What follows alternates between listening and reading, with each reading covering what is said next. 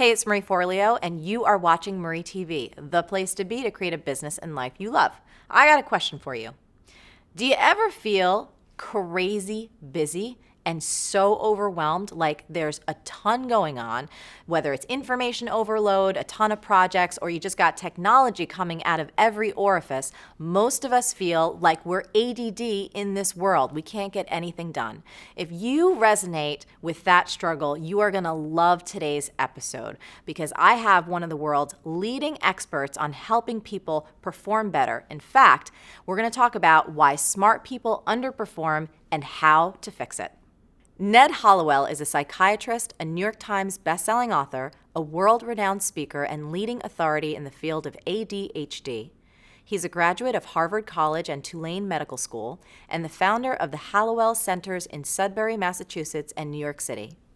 He's authored 19 books on various psychological topics and has been featured on 2020, 60 Minutes, Oprah, PBS, CNN, The Today Show, Dateline, and Good Morning America, The View, and many more. Ned lives in Boston with his wife Sue, a social worker, and their 3 children, Lucy, Jack, and Tucker. Ned, it is awesome to have you here on MarieTV. Thank you so much for making the time to be here. It's my pleasure. So, okay, you've written freaking 19 books, and you are the world's leading expert on entrepreneurial ADD. But even if someone doesn't have ADD, today's world, for all of us, that's what it feels like. Sure. So we're going to focus today on just 5 of your tips, and all of them are amazing, how we can really take back control for ourselves, and if we're a smart person, how we can perform better. So I love tip number 1, which is all about defining clear and specific goals. Tell us more about that. Yeah, see, the problem is with modern life, the great thing is you can do so much, but the problem is you can do so much. So it becomes critical to define what you want to do. Yeah. And what I suggest is that you every day have 3 goals, not more than 3, because you can have 303 very easily. So every day have 3 goals, short term. Then medium term, every week to 2 weeks have 3 more goals. And then longish term, 6 months to a year, have 3 more goals. And then have 3 lifetime goals.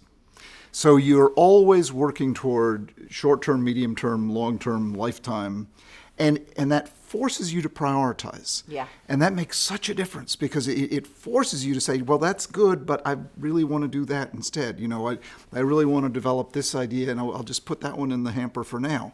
And if you don't do that, you'll try to, which so many people do, you try to do everything all at once, and it's just a big jumble. Yes. And at the end of the day, you say, gosh, I was very busy, but I really didn't accomplish much of anything. Yes. And we see this all the time. Smart people underperforming because they fail to prioritize and define very clear and specific goals, short-term, medium-term, long-term, and then lifetime. I love that. And, you know, simplifying things down, cutting off the fat, not looking at so much. Like, even as I'm listening to you, I can be like, wow, 3, I can do that. And there's like this huge weight that lifts off. Yes. And I know I've worked with you before, so you're incredible, but I love that's where we started. Now, number 2, and I love when you talk about this, screen sucking and avoiding it. Even just that term, screen sucking. What does that mean? It's a term that I made up when I was writing my book, Crazy Busy, and it refers to the common tendency where you say, I'll just go check my email. An hour later, you're still there. You're glumped onto the screen. You're sucking away at it. You know, this email exerts like a hypnotic power over your eyeballs, and you lose track of time. Yeah. You lose track of what you're not doing. You see, television is one thing, but now the screens are interactive. Yes. And when the screen becomes interactive, the same dopamine circuitry that drives addictions it captures your attention. Yeah. You don't give it away. It's seduced away from you. So beware of screen sucking. Beware of screen sucking. And the simplest way to prevent it is to have a set amount of time, 9 to 10 a.m. or whatever, where you reserve for the internet and email, and then you shut it down. TIO, turn it off. Otherwise, it's like a jar of M&Ms on your desk. You'll keep reaching for it.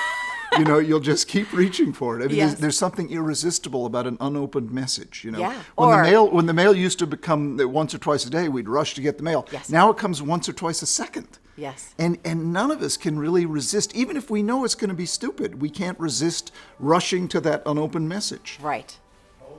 It's Oh, that's my phone. I'm sorry.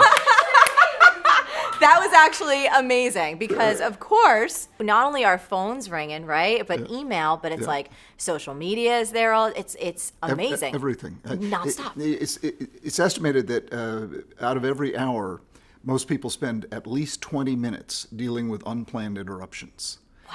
And that's just a colossal waste because not only the time you spend dealing with the interruption, but the amount of time it takes to get back to what you had been doing, to reconstitute your focus, which you can't do just like that. Right.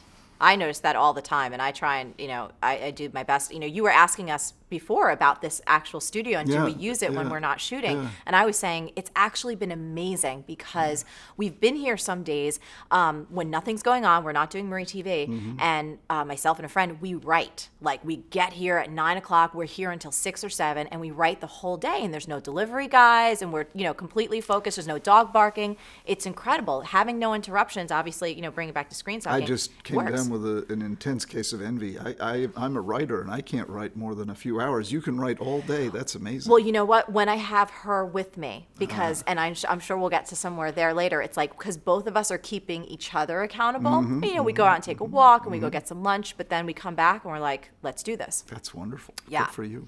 So next tip, and this is one of my favorites, which I have my own way of discussing it, but I love how you talk about it.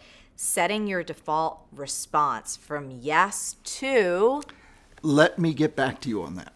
Let me think about it. You know, because most of us tend to be quickly very generous. Yeah. Sure, I'll do it. Sure, I'll help you. Sure, I can show up. Sure.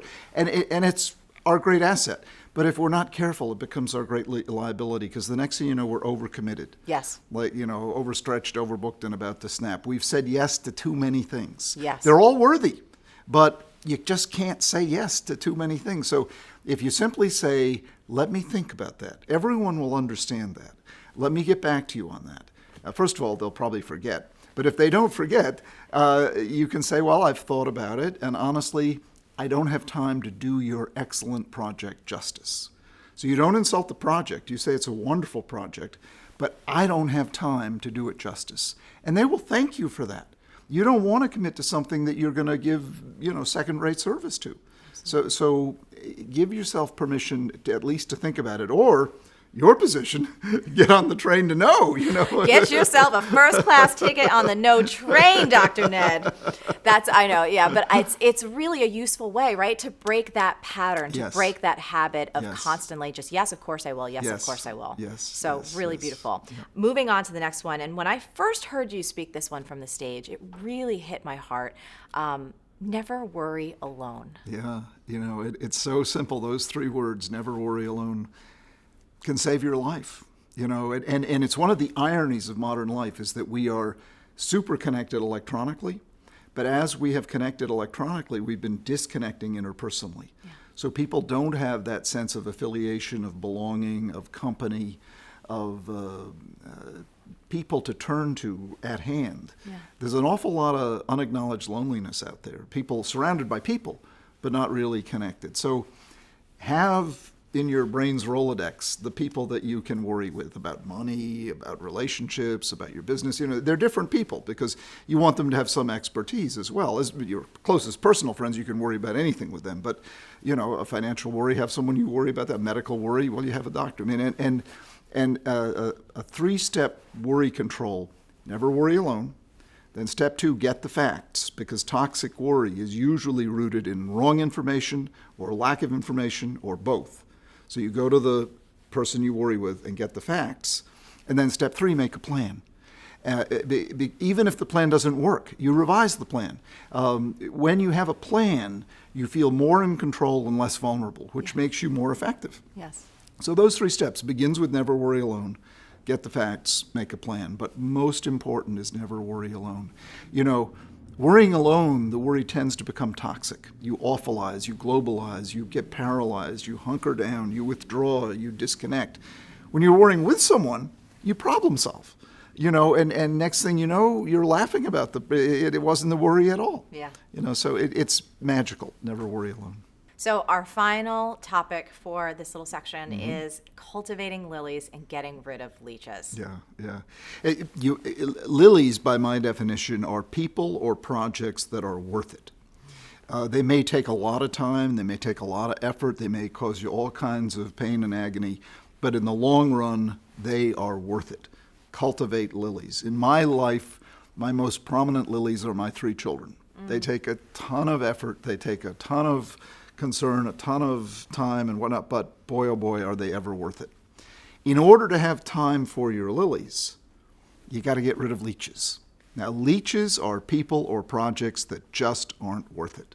They may be worth it in their own right, but not to you. Yes. They don't pay back the time you put in. You want to get rid of those leeches. Now, some leeches you can't get rid of. If your mother is a leech, you're kind of stuck with her and you just have to live with it. You just build some boundaries around it. But most of the time, you can withdraw from those leeches. People stay with leeches for 2 reasons, usually inertia or guilt.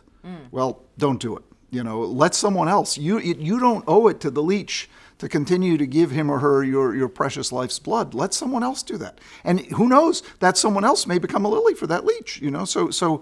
So the downers in your life, as best you possibly can, withdraw from them so that you'll have time for the lilies. Now, one caution about lilies. People like you and most people who watch this show, your problem is you might have too many lilies.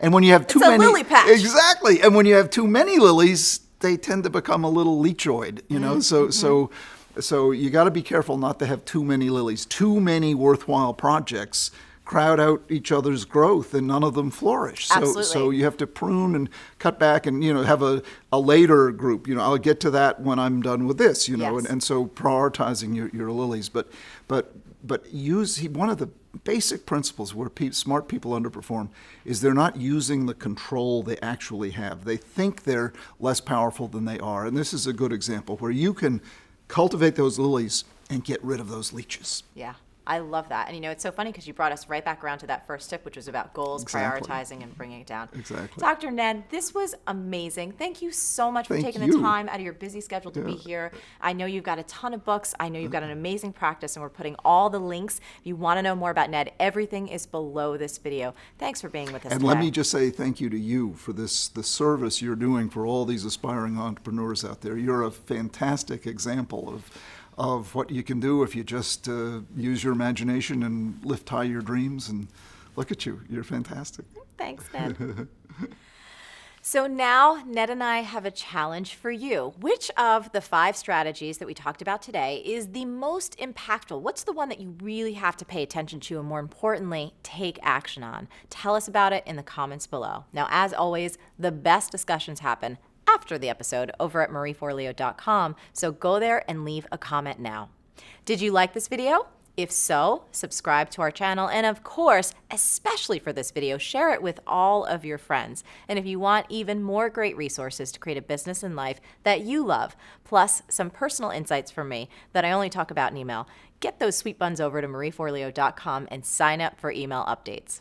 Stay on your game and keep going for your dreams, because the world needs that special gift that only you have. Thank you so much for watching, and I'll see you next time on MarieTV. B-School is coming up. Want in? For more info and free training, go to joinbschool.com. Feel it. Pretend you're feeling someone up. Please tell me you were still rolling. Feel for something hard.